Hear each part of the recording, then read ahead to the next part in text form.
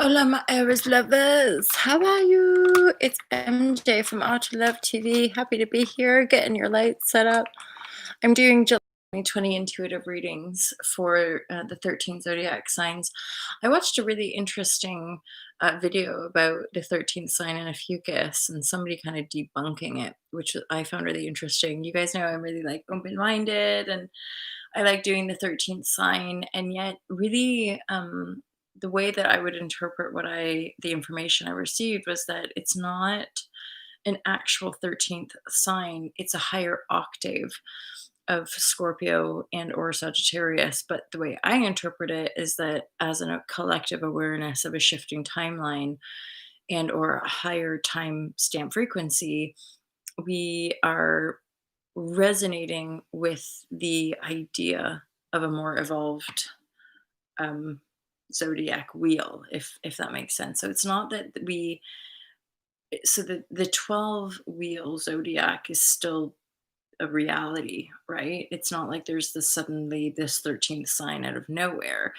And yet, as a collective consciousness, the evolution of our species is drawing upon the higher octave of our signs, and in a way I sort of perceive that a fucus could be the higher octave for any of us, meaning those of us that heed the call, right? Those of us that heed a spiritual mish, as it were. That's part of um a fucus, and how any of us ultimately could align with this idea of the 13 sign.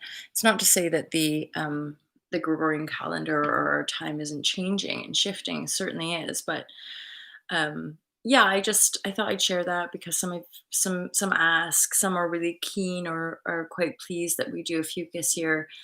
And yet whenever I receive information that I do resonate with, I often will want to share it with you guys and just let you know. So this is an astrologer through my inner circle who was shared with me called Levitt. If you guys are interested, some of you guys are messaging me on different social medias and stuff like that. Again, just so we're aware, like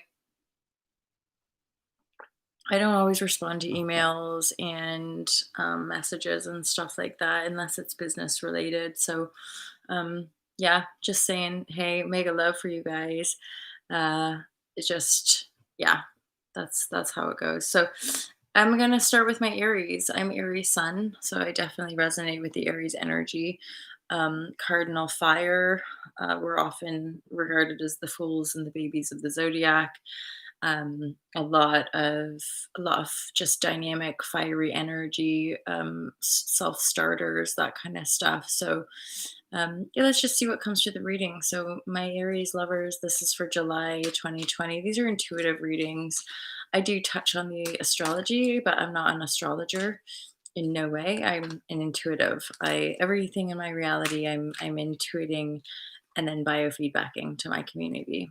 It's always my intention to offer you divine guidance and loving clarity. Um, I have a book that I published a few years back based on my own spiritual awakening and transformation. As an empath, I'm somebody who definitely works on an emotional level with people to encourage them to plummet to their emotional depths without judgment, i.e., without labeling it a midlife crisis or without labeling it at all, simply um, being the alchemist ultimately and transforming dense cellular memory. Okay, Aries.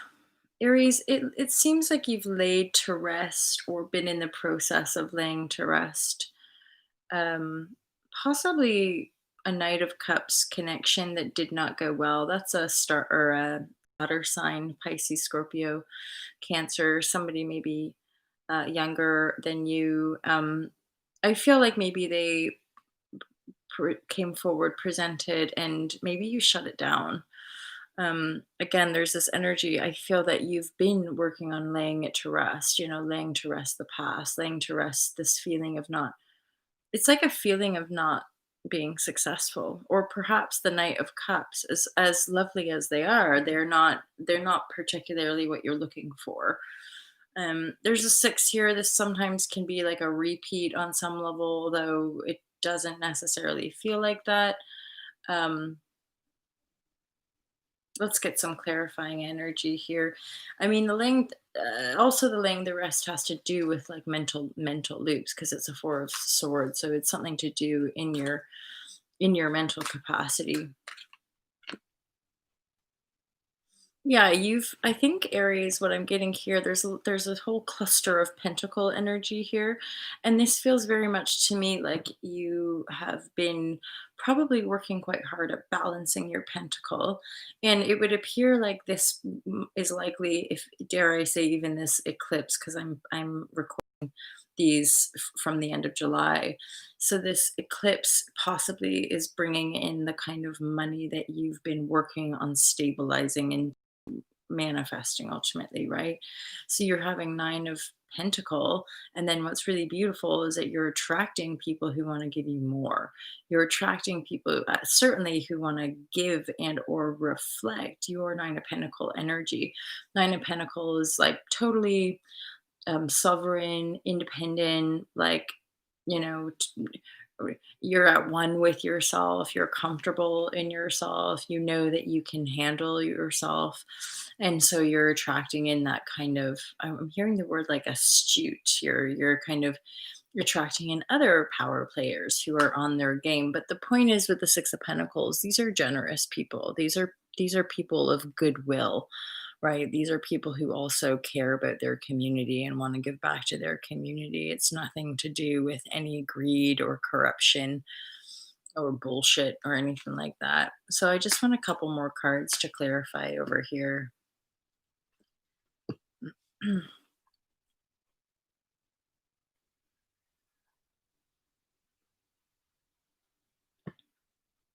Yeah, I feel now this. So get some clarity, MJ.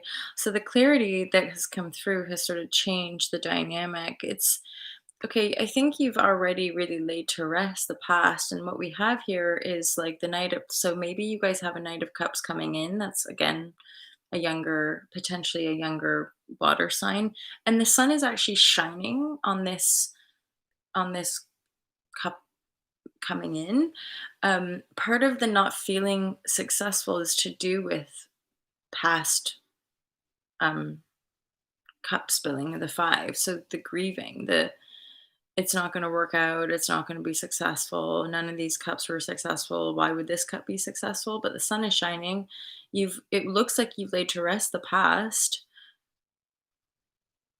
Ooh, okay. Actually, yeah, I'm getting like a bit of a messy. So part of this sort of energy is the fact that if you do not lay to rest the past, that's what it is, because the four of swords is actually in the reverse. So it's sort of saying like your intent your and maybe it's between, whilst we're still in this eclipse portal, it could well be that during this eclipse phase you eventually do lay it to rest and you embrace and or allow yourself to receive this cup coming in from the Knight of Cups, you know? And you stop focusing on everything you've lost, right? You stop focusing on all the feelings that, well, the feelings of loss and that you're unsuccessful, right? And obviously, if we've had, yeah, back to back to back unsuccessful loving encounters, okay, you can feel pretty shit. You can feel like it's just not for you or it's not going to happen. But the Knight of Cups is here and the sun is shining on the situation. So it does actually feel like as you lay to rest the past, that there is a potential here for at least some nice fun with the Knight of Cups, like the sun. You know what? It's summer, summertime. So yeah, summer loving.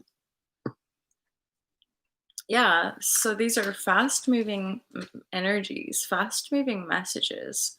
There is a potential hierarchical upgrade with this relationship. The Hierophant has just come up. So yeah, I'm sort of moving with like, don't discount that energy. Don't completely especially because it would clearly be triggering other feelings from past pain, past hurt. That's the energy that you've not laid to rest yet. It's sort of saying to me, like, it's time to really let yourself receive these messages, okay? Receive these cups that are wanting to come in. The sun is shining for you now. And right, that's it, basically. That's your cue, Aries. Like, move forward now. Move forward as this innocent, foolish little baby that you are.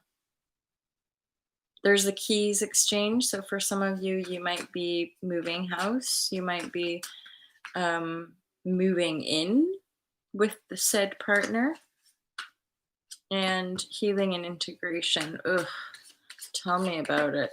There's and that I by the way, I'm pulling more cards, and that's really, really feeling in resonance right now. So there's like we're basically moving into this extraordinarily expansive time of of growth in our lives and whatever we've been manifesting or intending, and yet there's still this healing process taking place, I think, for all of us on some level, right? So it's like not rushing any of this, not kind of moving forward or trying to push things to move forward. I feel like it's just now like allow your reality to come in, allow the things and the people meant for you to come in. There's also this piece, areas of like being, and this isn't something I would normally talk about particularly, but in the here now process that we're in, being pretty practical.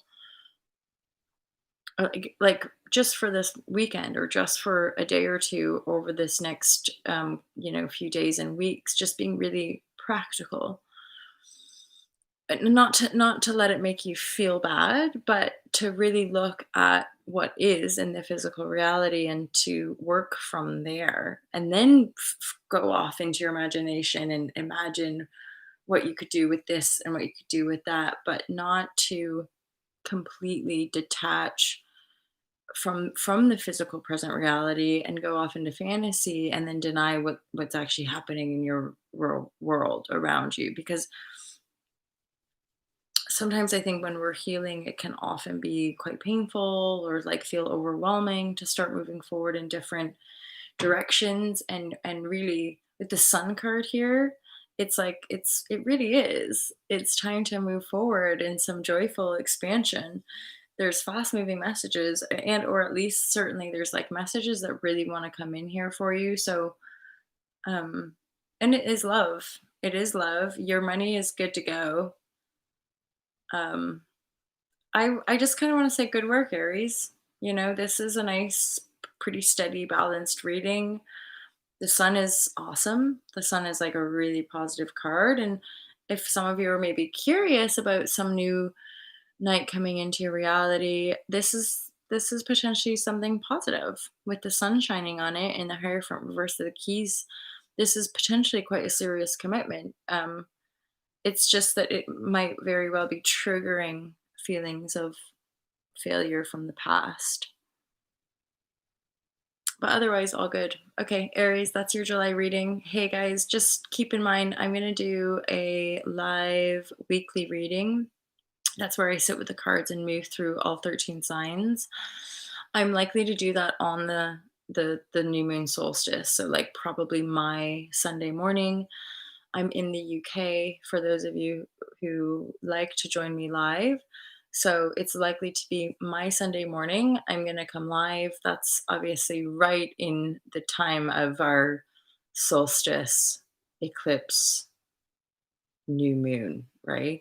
So I want to go live with all of y'all, do a weekly read and have it be the weekly read, but certainly a solstice and eclipse new moon special. So there you have it. And then my next live will likely be just the July collective energies and then the moon days. And, when I intuitively want to go live and talk about things. But because I'm going publicly live a little less, I'll make sure to let you guys know when that's happening. I'll post it and I'll put it out when I can on certain vids.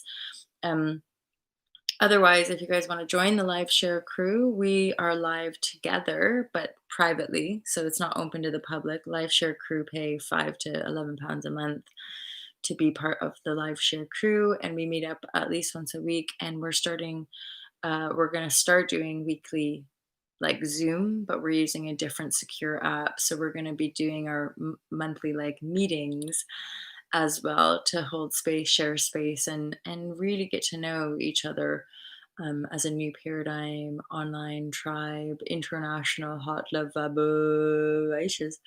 Anyway, Aries, have a great month of July. Wonderful to be here with you, and I'll look forward to seeing you guys next month. Peace out. Take care, you guys.